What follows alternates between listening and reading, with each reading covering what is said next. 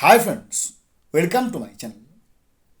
আমরা সবাই জানি 29 এপ্রিল 2026 পশ্চিমবঙ্গ বিধানসভা ভোটের দ্বিতীয় দফা, এবং এই দ্বিতীয় দফাতে বেশ কিছু এমন বিধানসভা কেন্দ্র আছে যেখানে ভোট করাতে হলে প্রিজাইডিং অফিসার বা ফার্স্ট পোলিং বা সেকেন্ড পোলিং বা থার্ড পোলিংকে দু তিনবার ভাবতে হয়।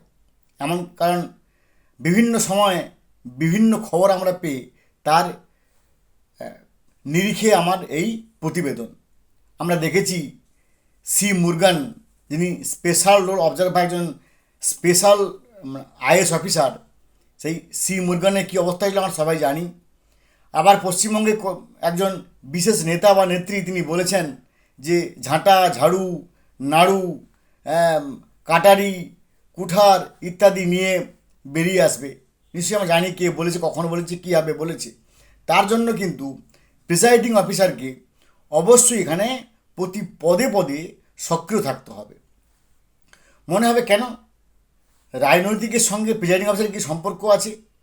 না, কারণ একটু যদি আমরা পিছিয়ে যাই তাহলে দেখবেন লোকসভা ভোট বা এর আগে পঞ্চায়েত ভোটে এই সমস্ত জায়গাতে বারবার ভুয়ো পোলিং এজেন্ট না হয়েও পোলিং এজেন্ট মিথ্যে পরিচয় দিয়ে এরকম ভুরি ভুরি অভিযোগ এই সমস্ত নানা রকম কেন্দ্রে পেয়েছি। যে সমস্ত কেন্দ্রে ওই ঝাড়ু, ঝাঁটা, নাড়ু এই সমস্ত ব্যাপার আমরা জানি। তাহলে এখানে প্রিজাইডিং অফিসারের কাজ কী হবে?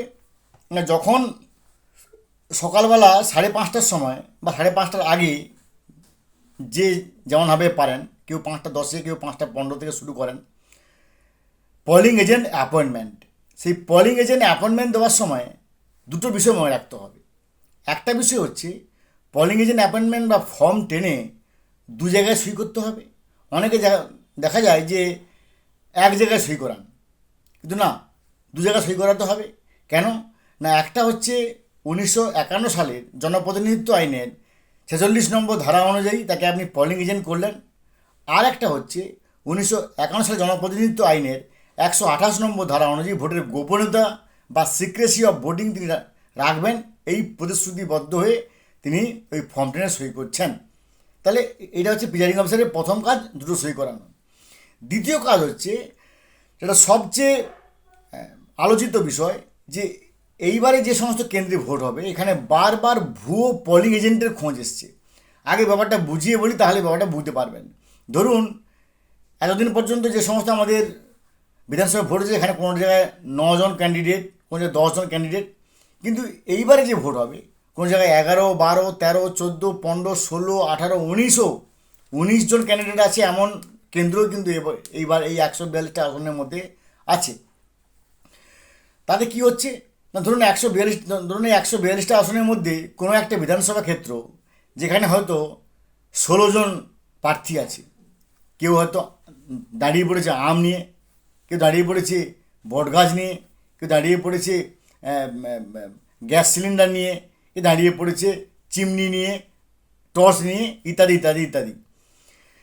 তো তাদের মধ্যে একজন এসে আপনাকে বলল যে আমি অমুক, যিনি গ্যাস সিলিন্ডার, আমি সেই গ্যাস সিলিন্ডারের এজেন্ট। আর এইসব ক্ষেত্রে কী হয়, ওইসব জায়গাতে কী হয়, বিডিও অফিস থেকে আগে থেকে ওই ফর্ম 7 বা form 7A list of contesting candidates along with this specimen signatures of the candidate or his or her election agent, এই যে ফর্ম নিশ্চয়ই আপনারা জানেন যে ফর্ম 7 আর ফর্ম 7A, যাকে দেখে আমরা সইটাকে মিলিয়ে কাউকে অ্যাপয়েন্টমেন্ট দিই। এগুলো সাধারণত বেশিরভাগ ক্ষেত্রে দেখা যায় যে বিডিও অফিস থেকে এগুলো পাচার হয়ে যায়। আগে থেকে পাচার হয়ে মানুষ সেগুলোকে নকল করে। সেগুলো নকল করে, ধরুন আমি একজন দাঁড়িয়ে পড়েছি নির্দল প্রার্থী গ্যাস সিলিন্ডার নিয়ে, ওই বিধানসভা কেন্দ্রে 300টা বুথ আছে।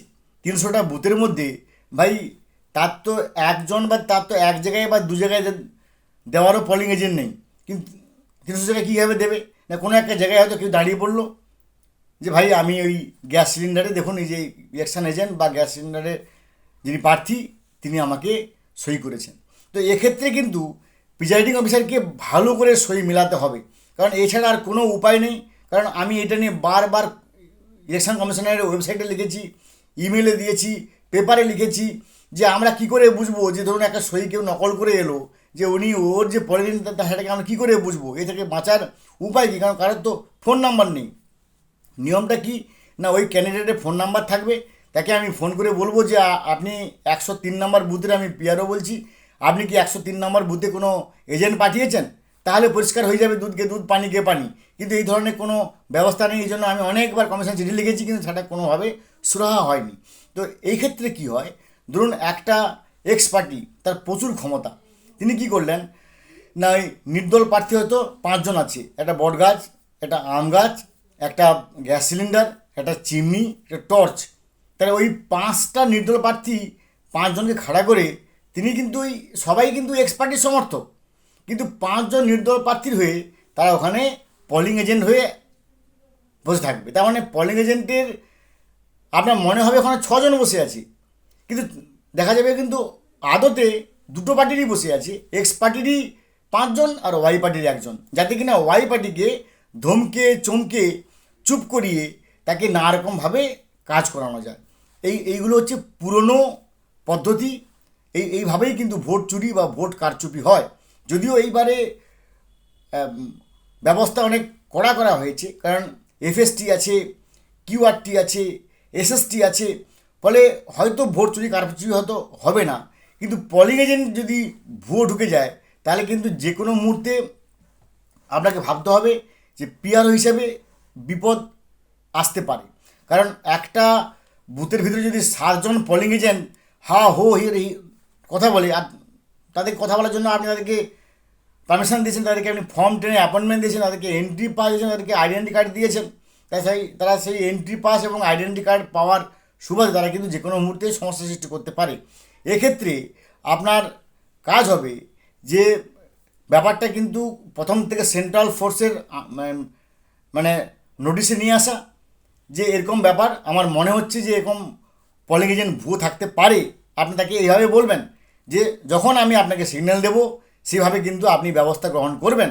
কারণ এই ধরনের ঘটনা কিন্তু পঞ্চায়েত ভোটে ওই সব জায়গাতে যেসব জায়গাতে 142টা আসনে ভোট হতে যাচ্ছে, ওই সব জায়গাতে বারবার ভুরি ভুরি অভিযোগ, ছাপ্পা, রিগিং, চুরি, ডাকাতি, রাহাজানি, কেপমারি, দিনের বেলা ওখানে সন্ত্রাস, এই ধরনের কিন্তু এলাকা ওখানে বেশিরভাগ আছে।